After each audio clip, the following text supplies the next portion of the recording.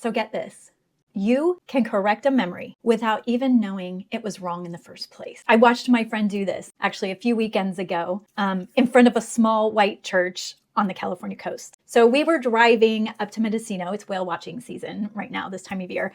And on the way up, my friend said she'd been there before, right? In her late 20s, right? For a wedding, but she couldn't really remember much. She couldn't remember all the details. And then we pull into town and there it was on the left, a little white church, honestly adorable, the kind of building you'd really slow down for because it's just cute as a button. She got really animated because she remembered, not a little bit, but she remembered everything, the wedding, the people who got married there, the whole weekend. And then she said, I thought I was there with someone else, but I wasn't. Now I remember who it was with. It just blew my mind. So she hadn't just recovered a memory, she had corrected one. And that was kind of fascinating because she didn't remember any of that on the drive up, right? It was as soon as we pulled into town and she saw the church, that specific place, like the memory was just sitting there, right? Waiting for her to come back to it. And this is where my brain usually goes, right? I notice something and I start pulling on threads. And the thing is, a few days before this trip, a different friend had said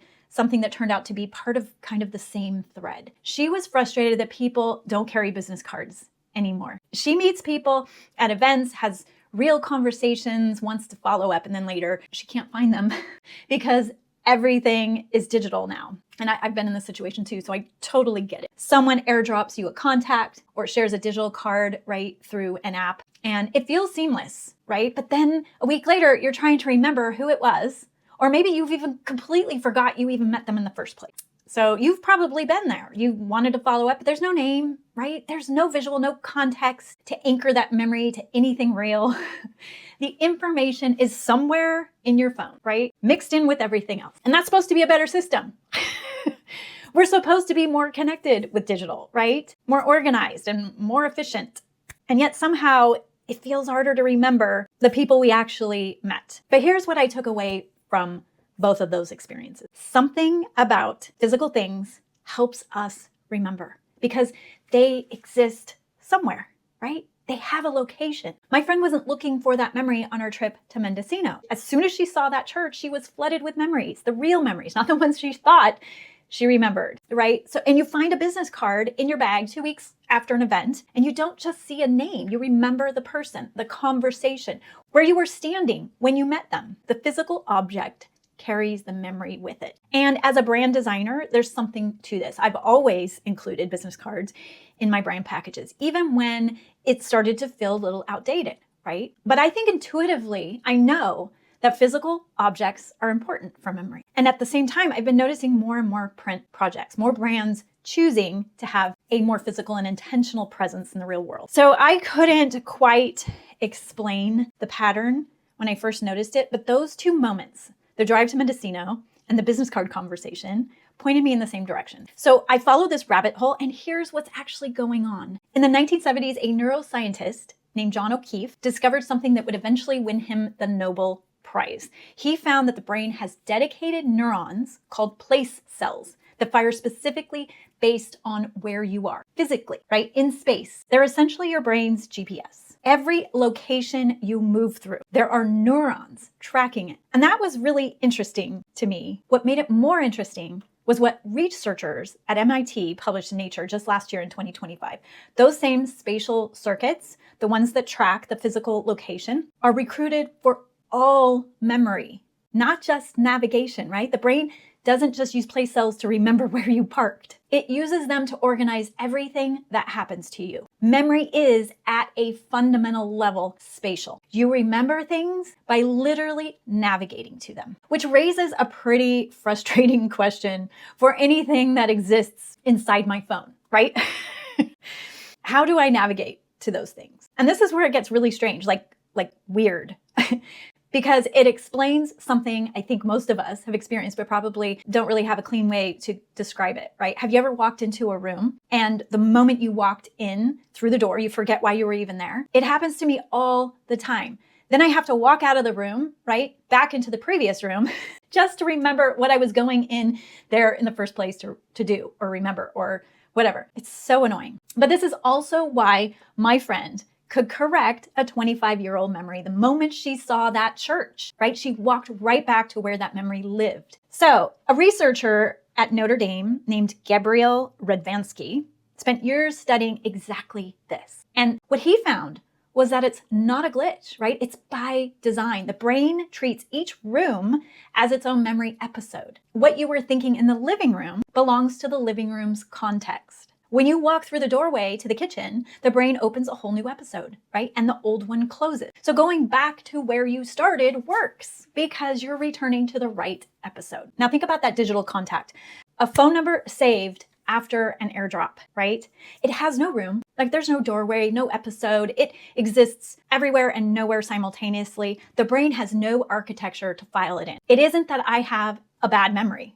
It's that the digital contact gives my brain nothing to work with. Physical things have addresses your brain can find. Digital things don't. But as someone who works on a computer every single day, I can remember some things digital. And a lot of us can, right? We know roughly where our files live on our computer, right? We know roughly where everything is. So the brain isn't completely lost in digital space. But why? Why is that? Because the people who designed the first personal computer interfaces figured out the brain wouldn't cooperate with pure abstraction, right? This was Xerox PARC, Palo Alto Research Center, back in the 1970s. Their design team looked at how people naturally organize things like physical offices, physical desks, and they built the entire interface as a spatial metaphor. So the lead designer said he looked around his office and created an icon for everything he saw. Folders, files, a desktop, a trash can, right? The computer had to pretend to be a physical space to get your brain to engage with it, which means even our most advanced technology as its foundation had to fake being physical to work with us as humans, right? So the thing is, we've been slowly drifting away from that ever since. Search is replacing navigation, cloud storage replacing visible folders, infinite feeds replacing anything with a fixed location. The spatial metaphor has been quietly eroding, and as it does, the brain loses its anchor. I know mine does. So we built interfaces that respected how memory works. And maybe it's just me, but I feel like we've optimized them to the point where they're no longer relevant to our humanness and to the way our brains actually work. Social media is the extreme version of this drift, right? A feed literally has no location. A post appears for a moment and then it just disappears and it's replaced. The infinite scroll that we know in Instagram and other social platforms was specifically built to remove what designers call stopping cues. And the effect is a kind of spatial confusion for the brain. The brain keeps going because of what it might find next, right? There's never a moment of completion. It's just continuing in an endless loop, which is how those platforms keep you engaged. And here's where it connects to something that surprised me. Researchers at Princeton published a study in 2018 looking at whether documenting experiences, like photographing them and then posting about them, affected how well people actually remembered them. And what they found was that people who posted their experiences on social media into the digital void, as I call it, remembered those experiences less clearly than people who didn't post them at all. Makes me wonder. I'll probably forget about actually doing this video in the first place. Maybe, who knows? Which makes me wonder, if the feed isn't just where things go to be forgotten, it may actively be participating in the forgetting, right? At least until you log on again, right? To revisit your life in social media. But check this out. The generation that should be least worried about any of this, the one that grew up entirely digital, that you would think their brains have adapted to all of this, is the generation now choosing physical. Vinyl record sales have grown for 18 consecutive years. Gen Z is buying them at rates that surprised the music industry, which kept expecting the trend to correct. They're creating zines, they're seeking out printed newsletters, they're collecting physical books that they could read for free on a screen, right? Pew Research, using data from fall 2024, found that 44% of US teens say they're deliberately cutting back on social media or smartphone use, and that number is rising.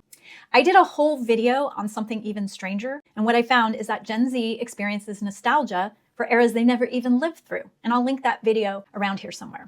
But my read on all of this is that the brain is trying to navigate, and there's nothing to navigate to. So that pull towards something physical starts to get stronger and harder to ignore. And after a while, something physical gives the brain somewhere to go. And it's so satisfying, right? Which for Gen Z might just feel good in a way that's hard to explain, right? Personally, I think what's actually happening right now with physical media is that it's not a cycle, not a trend. I think it's something more like a recalibration. And I'm seeing it come across my desk more and more. I'm getting more print projects. More brands are choosing to exist somewhere real. And I think I now finally get it. So how do we bring this full circle back to branding, right? Your small brand needs to find a way to be recognized and remembered, especially with the incessant use of social media. I don't think it has to be complicated though, but it does require a different question than the one that most of us are asking, right? Instead of what should I post, right? It's where do I want to live in someone's memory? And that might be